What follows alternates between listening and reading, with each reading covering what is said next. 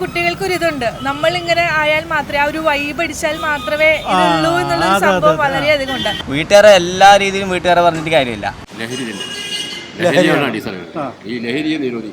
3 പിള്ളേര്, അവരിതിൽ അടിമപ്പെട്ടെന്നുള്ള എനിക്കറിയില്ല. നിയമം പോകുമ്പോൾ ഒരാൾ ചെയ്തേണ്ട പിറ്റേ ദിവസം തന്നെ ഇവിടെ കൂളായിട്ട് നടക്കുന്നുണ്ട്. സേഫ് ഗാർഡ് എൻ്റർടൈൻമെൻറ്റ്സിൻ്റെ പുതിയൊരു വീഡിയോയിലേക്ക് സ്വാഗതം. ഞാനിവിടെ എത്തിയിരിക്കുന്നത് കോഴിക്കോട് നഗരത്തിലാണ്. എത്ര മനോഹരമായ കേരളമാണ് നമ്മുടെ.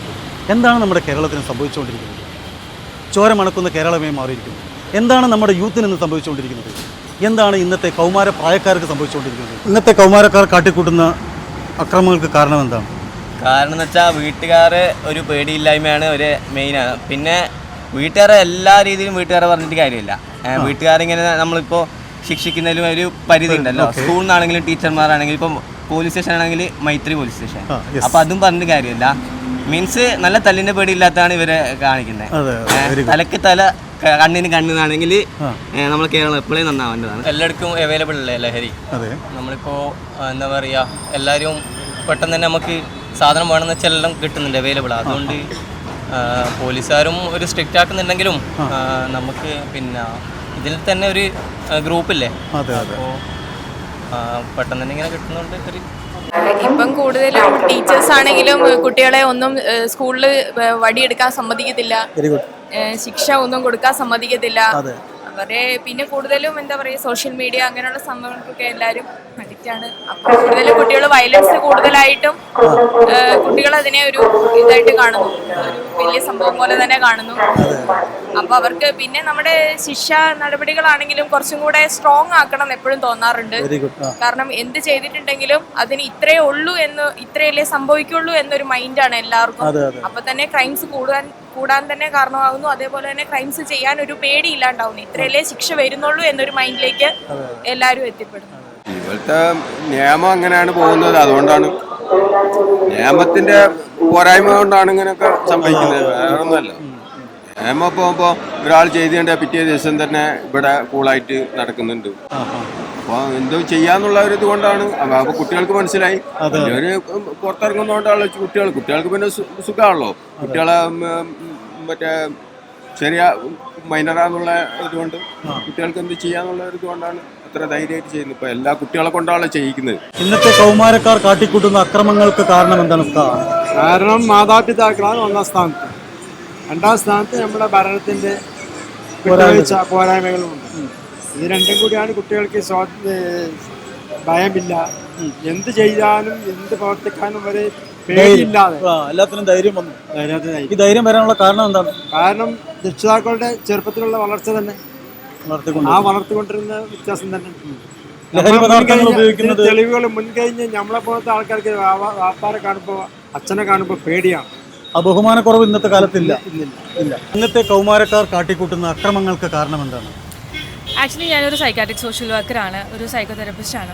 ചെറിയ പ്രായത്തിൽ തന്നെ ഭയങ്കരധികം ബിഹേവിയറൽ ഇഷ്യൂസും കാര്യങ്ങളൊക്കെ ആയിട്ട് വരുന്ന ഒരുപാട് കുട്ടികളെ ഞാൻ കാണുന്നുണ്ട്. അതിൽ ഞാൻ മനസ്സിലാക്കിയൊരു കാര്യം എന്താണെന്ന് വെച്ച് കഴിഞ്ഞാൽ, ആ ഒരു കുട്ടീൻ്റെ മാത്രമല്ല ആ ഒരു പ്രശ്നം എന്നാണ് ഞാൻ മനസ്സിലാക്കുന്നത്. അവർ ജീവിക്കുന്ന ചുറ്റുപാട് വളരെയധികം അതിനെ ഇൻഫ്ലുവൻസ് ചെയ്യുന്നുണ്ട് എന്നുള്ളതാണ് മെയിനായിട്ടുള്ളൊരു കാര്യം. അവരുടെ ഫാമിലി ആവട്ടെ, അതായത് നമ്മളിപ്പോൾ ഈ പറയുന്ന പോലെ ബ്രോക്കൺ ആയിട്ടുള്ള ഫാമിലീസ്, ഇപ്പോൾ സിംഗിൾ പാരൻറ്റിങ് ആവട്ടെ, അല്ലെങ്കിൽ പലതും ആയിക്കോട്ടെ, വീട്ടിലെ പ്രശ്നങ്ങൾ കൊണ്ട്, അല്ലെങ്കിൽ വീട്ടിലെ അവർ കണ്ടുവരുന്ന ആൾക്കാരുടെ ലഹരി ഉപയോഗമാവാം. അതുപോലെ തന്നെ ഇപ്പോഴത്തെ ഒരു ജനറേഷനിൽ നമ്മൾ കാണുന്ന, അതായത് എല്ലാം ഭയങ്കര അഡ്വാൻസ്ഡ് ആണ്. അതിൽ ഒരുപാട് പോസിറ്റീവ്സ് ഉണ്ടെങ്കിൽ പോലും വളരെയധികം അതിൻ്റെ ഉപയോഗത്തിൻ്റെ ഒരു ലിമിറ്റേഷൻസും കാര്യങ്ങളും. അതുപോലെ തന്നെ ഇപ്പോൾ കുട്ടികൾക്കൊരു ഇതുണ്ട്, നമ്മളിങ്ങനെ ആയാൽ മാത്രമേ, ആ ഒരു വൈബ് അടിച്ചാൽ മാത്രമേ ഇതുള്ളൂ എന്നുള്ള സംഭവം വളരെയധികം ഉണ്ട്. ഇപ്പോൾ ഒരു മുതിർന്ന ഒരാളോട് സംസാരിക്കുമ്പോൾ നമുക്ക് ഉണ്ടായിരുന്ന ആ ഒരു റെസ്പെക്ട് എന്ന് പറയുന്ന സാധനം വളരെയധികം കുറഞ്ഞതായിട്ടാണ് ഞാനും കാണുന്നത്. നല്ല രീതിയിൽ കുറഞ്ഞതായിട്ട് കാണുന്നുണ്ട്. അതൊരിക്കലും കുറ്റമായിട്ടല്ല പറയുന്നത്. പക്ഷേ നമ്മൾ എന്താ പറയുക, നമുക്ക് വേണ്ടതായിട്ടുള്ള കുറേ രീതികളുണ്ടല്ലോ, ലൈക്ക് എത്തിക്സും നമ്മളുടേതായിട്ടുള്ള ഫോളോ ചെയ്യുന്ന കുറേ വാല്യൂസും കാര്യങ്ങളൊക്കെ, അതൊക്കെ നല്ല രീതിയിൽ കുറഞ്ഞു വരുന്നുണ്ട്. രണ്ടാമത്തൊന്നാണ് ലഹരിയുടെ ഉപയോഗം. പക്ഷെ അത് മാത്രമാണ് എന്നുള്ളതല്ല അതിൻ്റെ ഒരു കാരണം. പക്ഷേ അതും വളരെയധികം എന്താ പറയുക, ഇതിനൊരു ഇൻഫ്ലുവൻസ് ആവുന്നുണ്ട് എന്നുള്ളത് ഞാൻ മനസ്സിലാക്കുന്നുണ്ട്. ഇതിലെ കൗമാരക്കാരെല്ലാം കുറ്റം പറയേണ്ടത് അവരുടെ രക്ഷിതാക്കളെ കുറ്റം പറയണം ആദ്യം. കുട്ടികൾ സ്കൂളിലേക്കാണോ അതോ യഥാർത്ഥത്തിൽ വേറെ എവിടേക്കെങ്കിലാണോ പോകുന്നത് എന്ന് ആദ്യം രക്ഷിതാക്കൾ മനസ്സിലാക്കണം. അധ്യാപകർക്കൊരു പരിധിയുണ്ട്.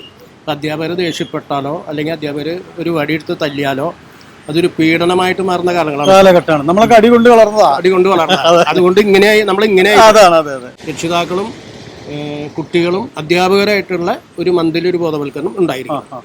കറക്റ്റായിട്ട് എല്ലാ മാസവും സ്കൂളിൽ കുട്ടികൾ ഹാജരാവുന്നുണ്ടോന്നും എല്ലാ ദിവസവും ഹാജരാവുന്നുണ്ടോന്ന് ആദ്യം രക്ഷിതാക്കൾ രക്ഷിതാക്കൾ സ്കൂളിൽ പോകണു, അവരവരുടെ കാര്യം നോക്കണു, തിരിച്ചു വരണം, എപ്പോഴാണ് വരണമെന്നൊന്നും ഇപ്പം ആരും നോക്കുന്നില്ല. അതാണ് ഇപ്പോഴത്തെ പ്രശ്നം. കോഴിക്കോട് ജില്ലയിലാണ് ഏറ്റവും കൂടുതൽ. ഇപ്പോൾ ഒരു കുട്ടി കാണാതെ പോവുക അല്ലെങ്കിൽ കുട്ടി മിസ്സായി പോവുക. ഇപ്പോൾ കേരളത്തിലുള്ളിടത്തോളം എന്ന് പറഞ്ഞാൽ ഇപ്പോൾ കോഴിക്കോട് സിറ്റിയിലല്ലാതെ വേറെ എവിടെ ഇല്ല.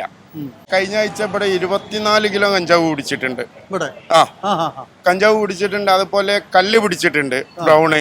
ഇവിടെ സിഗ്നലിന്റെ ഫ്രണ്ട് ഒന്നും ഇത് കാരണം തന്നെയാണ് ബ്രൗണ്.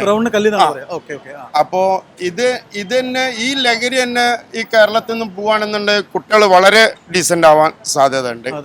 അപ്പൊ ഈ ലഹരി കാരണമാണ് കുട്ടികളെ പല മർദ്ദനത്തിലും പോകുന്നത്. നമ്മളെ ജനങ്ങൾ ഇറങ്ങി അതിന് പ്രതികരിച്ചാല് അതിന് പ്രതീതിയാവുള്ളൂ. അല്ലാതെ വേറെ ഒന്നുമില്ല. നമ്മളെ സർക്കാരിന് കുറ്റം പറഞ്ഞിട്ട് ആരെ കുറ്റം പറഞ്ഞിട്ട് കാര്യമൊന്നുമില്ല.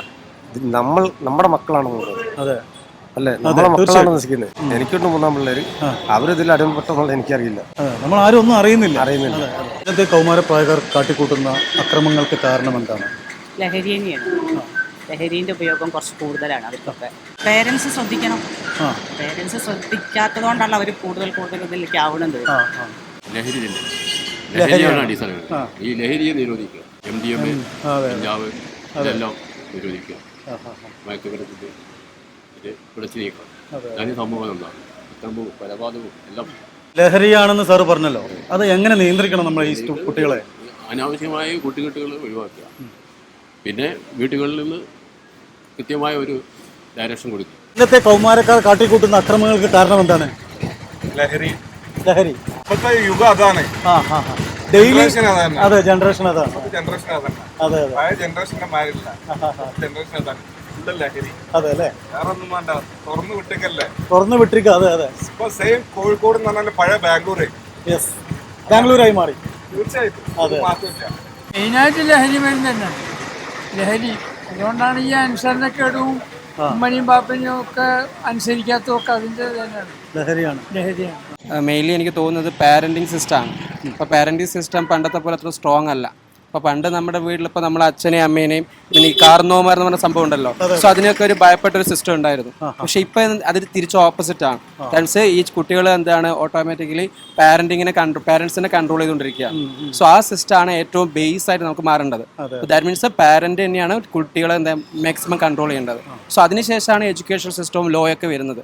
അപ്പോൾ ഫസ്റ്റ് ഓഫ് ഓൾ പ്രൈമറി എന്നുള്ള കൺസിഡറേഷൻ കൊടുക്കുന്നത് പാരന്റിംഗ് ആണ്. സോ ആ പാരന്റിംഗ് സിസ്റ്റം ഫെയിൽ ആവുന്നു എന്നാണ് എൻ്റെ പേഴ്സണൽ ഒപ്പീനിയൻ. പാരന്റ്സിന് കുട്ടികളെ വഴക്ക് പറയാൻ പോലും പേടിയാണ്. അല്ല, അത് വെച്ച് കഴിഞ്ഞാൽ നമ്മൾ ജനറലി ചെറുപ്പത്തിലേ കൊണ്ടുവരേണ്ട സിസ്റ്റം ആണല്ലോ. അപ്പൊ അവര് സ്ട്രഗിൾ ചെയ്ത ലൈഫിലാണ് പാരന്റ്സ് വരുന്നത്. അപ്പൊ പാരന്റ്സ് സക്സസ്ഫുൾ എത്തുമ്പോൾ ഓട്ടോമാറ്റിക്കലി അവർ വിചാരിക്കുന്നത് എന്റെ മക്കളും ഇതുപോലെ ആവണ്ട എന്ന് വെച്ചിട്ട് എല്ലാ അവൈലബിലിറ്റിയും കൊടുക്കുകയാണ്. അപ്പൊ ഓട്ടോമാറ്റിക്കലി ആ അവൈലബിലിറ്റി കൊടുക്കുകയും ചെയ്യുന്നു, അവർക്ക് അത് കൺട്രോൾ ചെയ്യാൻ പറ്റാത്ത അവസ്ഥയിലേക്ക് മാറുകയും ചെയ്യാം. അപ്പോൾ ഓട്ടോമാറ്റിക്കലി നമ്മൾ എന്താണ് താൻ എന്താണെന്ന് മനസ്സിലാക്കി കൊടുക്കുന്ന രീതിയിൽ പാരന്റിങ് ഇല്ലാത്തതിൻ്റെതാണ് ഒരു മെയിൻ ഇഷ്യൂ ആയിട്ട് ഐ ഫെൽറ്റ്. ഈ വിഷയത്തെക്കുറിച്ചുള്ള ജനങ്ങളുടെ അഭിപ്രായമാണ് നമ്മൾ ഇന്ന് കേട്ടത്. അടുത്ത വിഷയവുമായി വീണ്ടും കാണാം.